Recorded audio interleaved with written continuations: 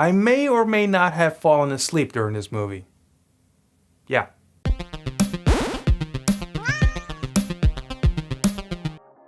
The Cloverfield Paradox is a science fiction thriller directed by Julius Ona, and you can watch it right now on Netflix.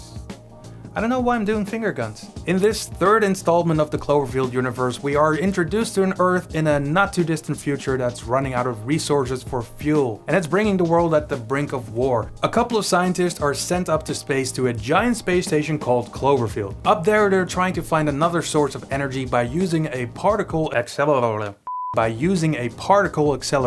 Although they've been warned by others not to mess with the natural order of things and that this can cause a paradox where dimensions are getting blurred, these scientists don't have any other choice but to save the planet, so they fire it up and then shit gets weird. And that was the most interesting part of this movie, because as soon as the dimensions collide, the stuff that happens on board the Cloverfield is really freaky. It is super fun to watch.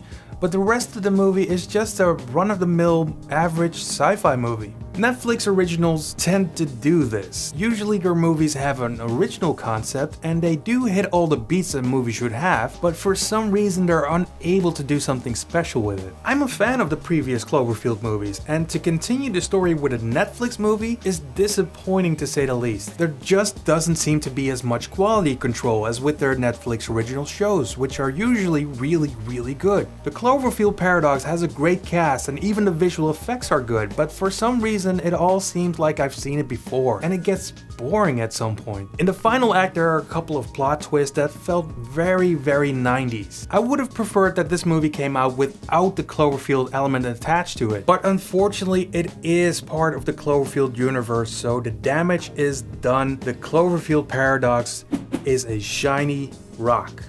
So that's it for the Cloverfield Paradox. Should Netflix continue to make movies or just focus on their shows? Let me know in the comments. And if you like this video, hit like or click on the blue M&M to subscribe. I'll see you next time.